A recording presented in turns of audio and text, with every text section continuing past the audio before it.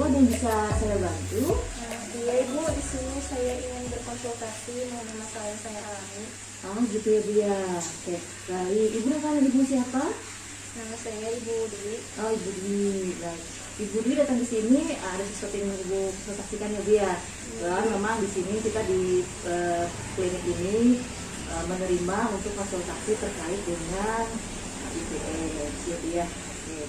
Baik, tadi Ibu Bu Dwi ini datang ke sini karena sendiri atau ada yang menyuruh Ibu ke sini?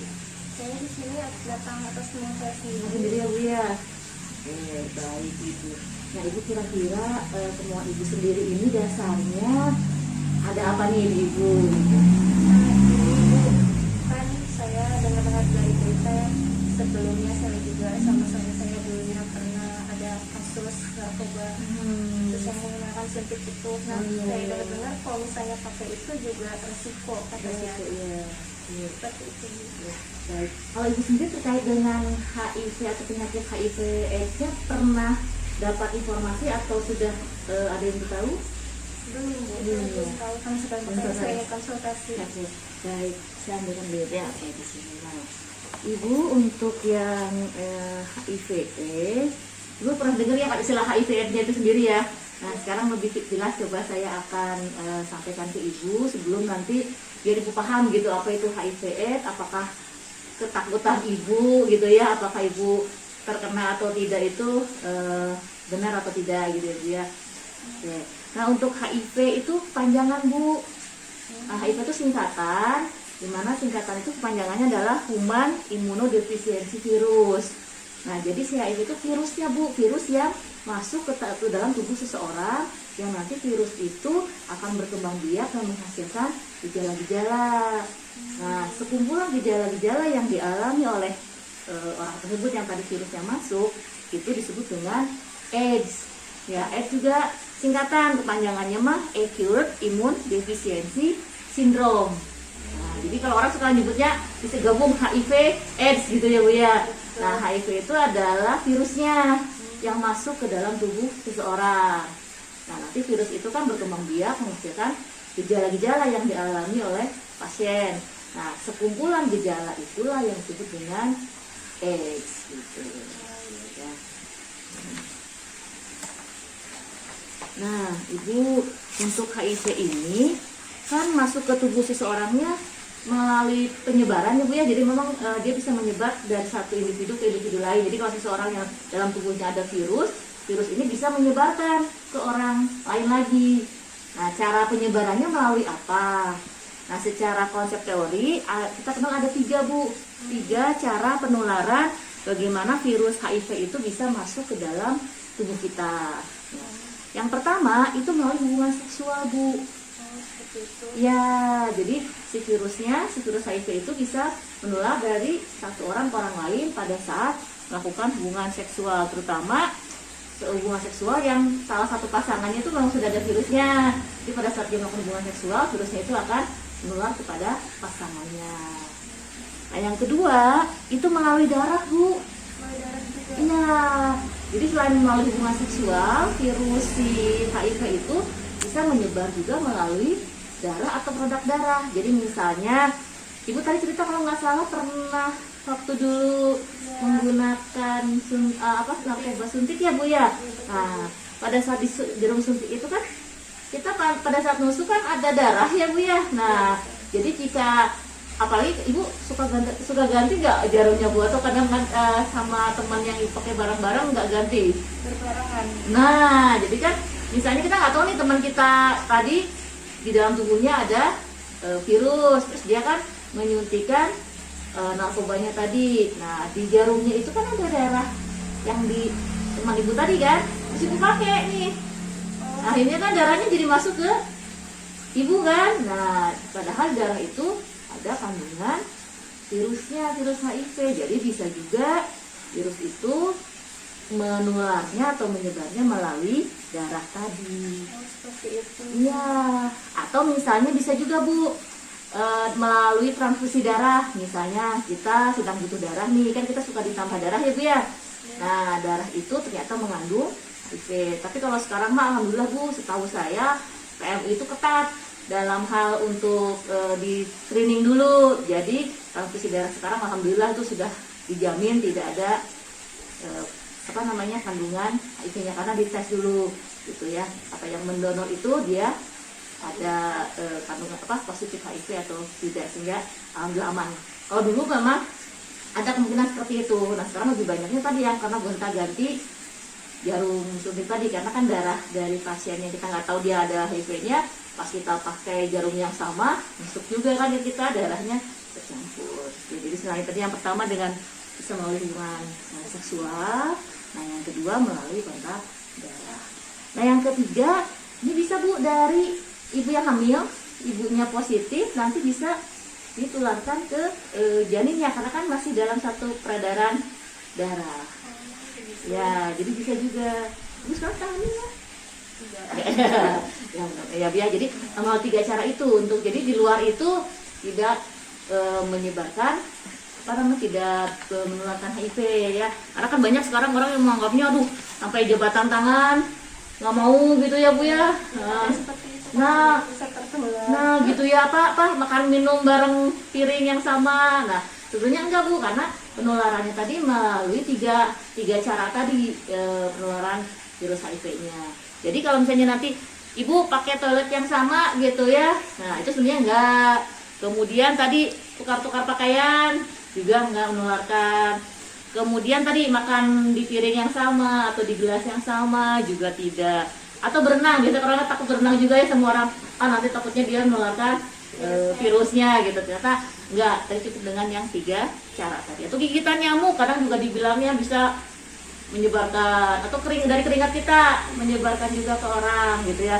Itu tidak gitu ya Bu ya. Jadi memang ya kita bukan harus yang kita isolasi orang HIV itu karena segala macam kita takutin, enggak juga. Jadi penularannya melalui 3 cara tadi ya. Yang lain itu sebenarnya tidak menyebabkan penularan virusnya ya. Nah sekarang siapa saja sih Bu yang beresiko gitu ya, yang beresiko tadi untuk terkena dari virus ini. Ada kita sebut di kelompok-kelompok orang yang beresiko ya. Yang beresiko bisa karena pekerjaannya atau karena aktivitasnya sebelumnya gitu ya. Yang pertama Ibu, misalnya seseorang yang sering ganti-ganti pasangan. Karena kan tadi salah satu penularan HIV itu melalui hubungan seksual ya. Jadi kan kita kalau gonta-ganti nggak tahu nih pasangan yang ini atau yang sebelumnya juga ada virusnya. Jadi resikonya sangat besar gitu ya untuk terjadi penularan kepada kita atau kepada pasangannya ya. Kemudian ini Bu, para ini PSK yang kita sebutnya ya, pekerja seks komersial, itu kan udah pasti ya, sama dengan yang tadi kan pasti gonta-gantinya sangat sering gitu ya. Nah itu juga menjadi orang-orang yang kelompok beresiko untuk terkena penyebaran virus ini ya. Kemudian yang menggunakan nafsa tadi yang ya, karena kan tadi lewat suntikan ya Bu ya. Tadi kan selain hubungan seksual dari darah ya, dari kontak darah. Nah terutama kalau pasien orang-orang yang nafsa suntikan itu kan tadi seperti Bu yang alami ya, jarang ganti jarumnya itu nggak satu orang satu gitu kan ya, kadang barengan dengan teman karena itunya satu ganti-ganti ya. Nah itu yang sangat beresiko juga untuk bisa tertular HIV virusnya.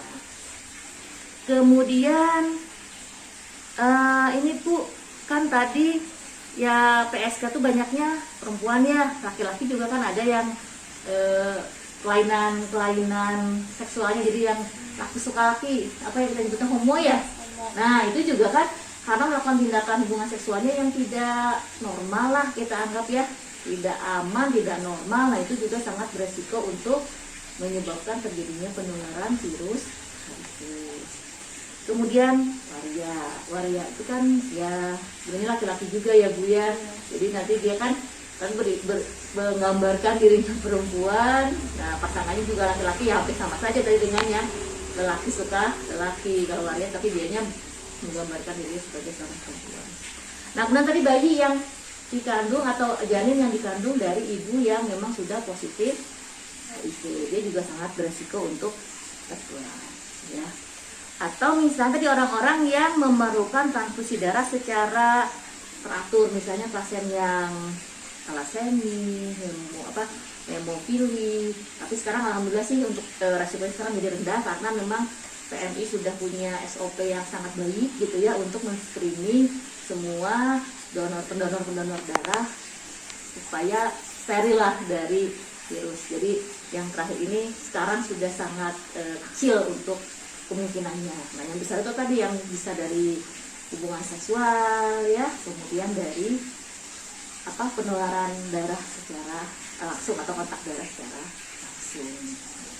Nah, sehingga dari penularan ini Bu, ada beberapa yang kita lakukan untuk mencegah jangan sampai kita tertular gitu ya dari orang lain. Ya, atau misalnya kita yang sudah positif dan juga menularkan kepada orang lain. Nah, di dalam teori kita sebutnya ini Bu, singkatannya ABUME. Nah, AB itu yang pertama adalah A-nya itu adalah abstinen. Ya, abstinen itu berarti tidak melakukan hubungan seks yang beresiko. Nah, seks yang beresiko itu misalnya seks yang tadi gonta-ganti pasangan, seks yang sesama jenis gitu ya.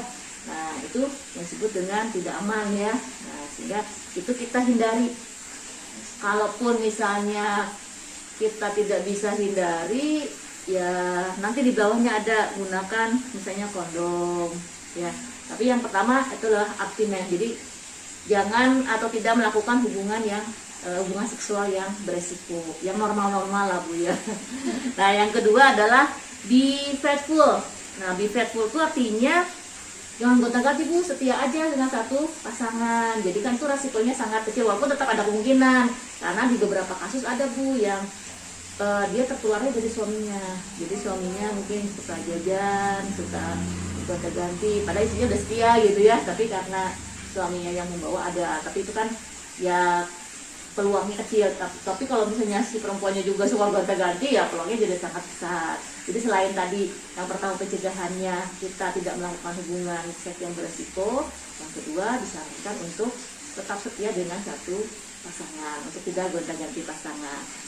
Nah, yang ketiga ini tadi kalau tidak memungkinkan untuk yang pertama dan kedua, disarankan untuk menggunakan kondom atau use kondom. Jadi tapi kadang sekarang disalahartikan katanya, oh berarti dengan pencegahan ini kayak membebaskan hubungan seks di luar nikah atau sebagainya. Enggak, karena maksudnya di sini untuk melindungi tadi ya, karena dengan kondom itu setidaknya bisa melindungi kita dari tertular virus, walaupun juga ada kemungkinan juga karena kan tetap aja kondom itu kan ada pori-porinya juga ya, tapi kecil kemungkinan, tapi tetap bisa menjadi sebagai alat untuk melindungi jika tidak bisa yang pertama. Yang diutamakan sih yang pertama tadi itu, yang pertama, yang kedua tadi itu yang sangat diutamakan gitu ya.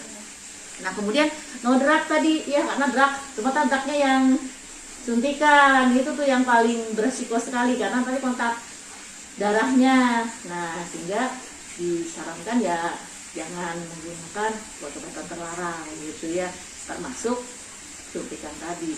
Jangan nanti pesannya, oh yang suntikan aja nggak boleh, oh yang obat boleh, ya jangan juga gitu ya. Karena biasanya orang yang sudah mengobatkan dia hilang kesadaran, akhirnya banyak melakukan hal yang tidak diharapkan, atau bisa melakukan hubungan bebas. Nah, kemudian yang kelima adalah education. Jadi memang informasi terus gitu ya, informasi supaya orang-orang tahu di mana sih penularannya, di mana sih pencegahannya. Nah, ini juga sangat penting supaya kita terhindar gitu ya dari tertularnya virus HIV. Nah, Bu, tadi kita sudah bicara tentang kelompok orang-orang yang beresiko. Tadi dari apa yang disampaikan di awal, sepertinya ada ya Bu ya, salah satu dari kelompok beresiko ini yang Ibu berada di sana ya. Tadi kalau tidak salah Ibu cerita riwayat Ibu yang lalu ya bersama suami ya, pernah atau beberapa kali menggunakan suntikan narkoba ya.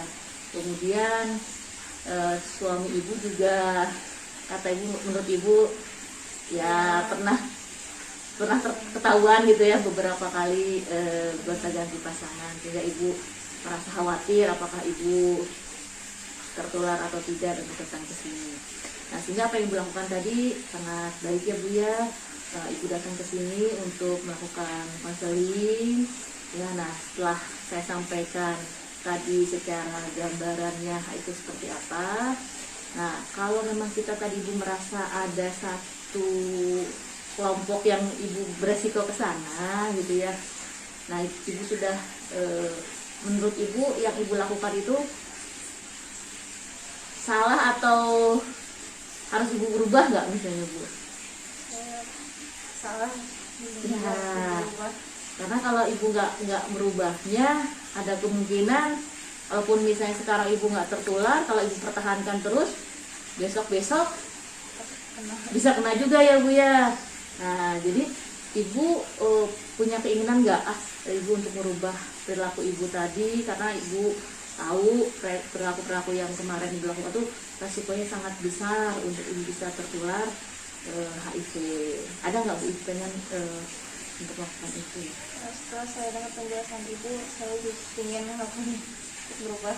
Alhamdulillah. Nah, sekarang ibu sudah punya niat baik gitu ya, sudah punya etikat baik untuk merubah apa yang ibu lakukan di masa lalu. Tapi kan sekarang kita juga harus mendapatkan suatu kepastian apakah ibu sekarang tertular atau tidak. Karena kalau memang ternyata ibu tertular, kan kita harus ke langkah selanjutnya, yaitu melakukan proses pengobatan ya Bu ya. Nah, jadi untuk HIV ini mungkin ibu juga pernah dengar di berita atau di televisi, secara obat yang menyembuhkan total sih memang belum ada ya Bu ya. Tetapi ada satu obat yang bisa memperlambat proses perjalanan si virus ini gitu ya Bu ya. Nah, obat itu namanya ART Bu. Jadi kalau nanti ibu ternyata dari hasil pemeriksaan ibu positif, nah ibu jangan langsung berkecil hati gitu ya, masih ada kita kesempatan untuk memperbaiki semuanya dengan melakukan pengobatan ART tadi. Nah, tapi sekarang untuk memastikannya ibu harus ada pemeriksaan dulu Bu. Ya, karena kan kita belum pasti tahu ya Bu, walaupun punya riwayat, punya resiko di masa lalu. Nah, kita kan belum tahu apakah benar-benar ibu tertular atau tidak gitu. Nah, untuk memastikannya ada pemeriksaan Bu yang namanya tes HIV. Tes HIV. Bu pernah dengar tes HIV Bu? Belum ya? Atau suami ibu pernah melakukan konseling seperti ini juga nggak? Belum juga ya. Jadi belum sama-sama belum dites juga ya. Jadi tes HIV itu kita lakukan untuk seseorang yang tadi punya resiko atau dia berada di kelompok resiko, untuk memastikan apakah dia memang positif atau tertular HIV atau tidak. Jadi nanti ibu di klinik, di laboratorium, nanti ibu akan diperiksa darahnya Bu. Ya, nanti darahnya itu akan diperiksa apakah ibu positif atau tidak gitu. Nah, tapi untuk pemeriksaan ini harus ada persetujuan dari ibu dulu nih ya, karena kalau ibu tidak menyetujui, kami tidak bisa juga untuk melakukan pemeriksaan. Nah, sehingga dengan konseling ini saya meminta persetujuan ibu apakah ibu bersedia untuk dilakukan pemeriksaan tes HIV ini. Ya, saya bersedia untuk pemeriksaan. Ya, baik, kalau ibu bersedia, saya antar ibu untuk ke laboratorium untuk dilakukan pemeriksaan tes HIV-nya. Selamat sore Bu. Ibu tadi dulu agak lama, mohon maaf ya Bu ya. Terus saya baru dapat hasil dari laboratorium terkait dengan pemeriksaan ibu yang tadi pagi. Ini masih dalam amplop Bu. Ibu mau baca sendiri atau saya yang baca atau mau sama-sama atau bagaimana Bu? Sama-sama aja ya. Coba kita lihat dulu ya. Kita buka ya Bu ya, kita lihat sama-sama hasilnya. Ibu sendiri datang sini sendiri atau dengan suami? Sendiri ya. Ibu ternyata hasilnya negatif, Bu. Ibu, seperti yang saya sampaikan sebelumnya, untuk tes HIV ini kan nanti hasilnya ada dua kemungkinan. Yang satu adalah positif, ibu terkena HIV. Yang kedua negatif. Nah, sekarang sudah kita lihat ibu hasilnya negatif. Nah, untuk negatif itu sendiri, ibu juga masih ada dua kemungkinan, Bu. Yang satu, ibu memang benar-benar tidak tertular gitu ya dari virus HIV ini. Nah, yang kedua, di perjalanan virus itu ada yang kita sebut namanya Bu masa periode jendela atau masa jendela ya. Di mana masa jendela itu gini Bu, jadi si virusnya sudah ada di tubuh ibu, tapi virus itu belum menghasilkan gejala yang bisa terdeteksi oleh tes HIV itu. Jadi harus nunggu beberapa lama Bu sampai si virus ini bisa menghasilkan gejala yang bisa terdeteksi oleh tes HIV. Nah, sehingga bagi pasien-pasien yang hasilnya seperti ibu ini negatif, kita karena belum bisa pasti benar-benar negatif, Bu, harus dilakukan ulang, Bu.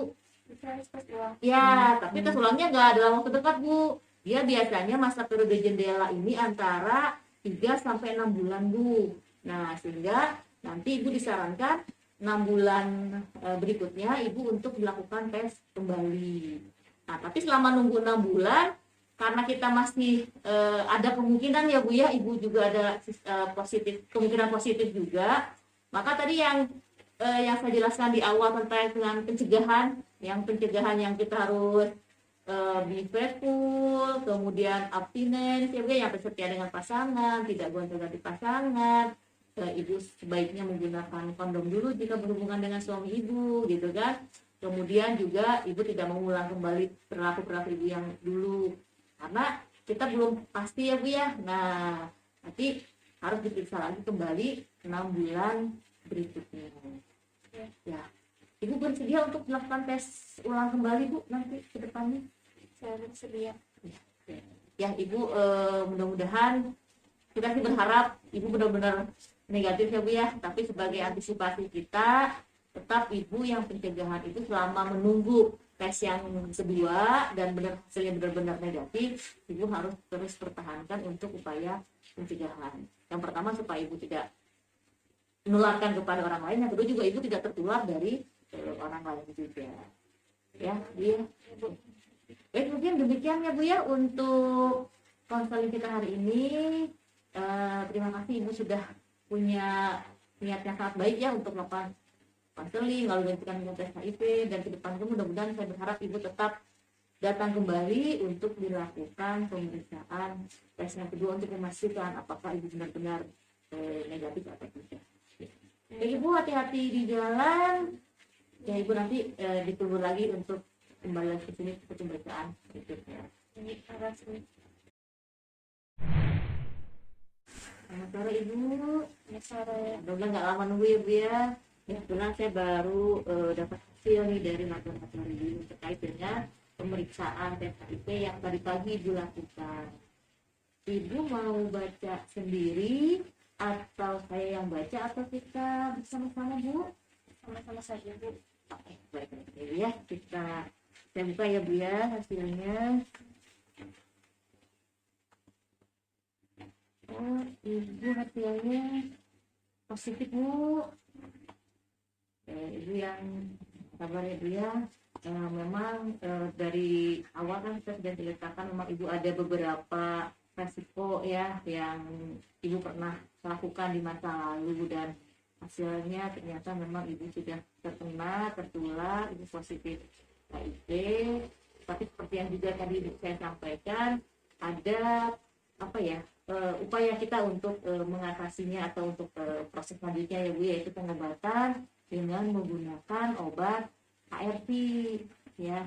Walaupun di awal juga saya sampaikan ARV itu memang bukan untuk yang mengobati tuntas atau menyembuhkan total dari HIV, tetapi ARV ini bisa untuk memperlambat proses perjalanan penyakitnya, sehingga Ibu masih bisa untuk banyak beraktivitas, banyak memperbaiki diri gitu ya, supaya lebih baik lagi. Nah, jadi Ibu harus ke tahap selanjutnya Bu, jadi melakukan proses pengobatan ARV.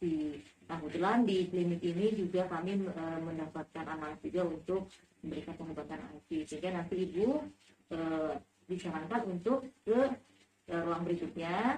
Nanti di sana ada tenaga kesehatan yang akan memberikan informasi lebih lanjut terkait dengan pengobatan ARV yang ibu harus jalani. Ya. Bu, bagaimana bersedia Bu?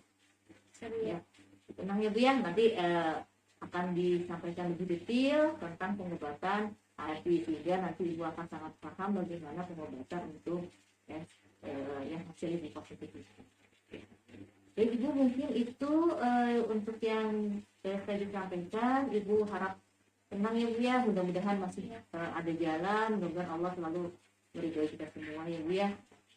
Baik, mungkin itu ibu hati-hati di jalan ya. Nanti saya bisa antarkan ibu ke ruang untuk melakukan lanjutan dari pengobatan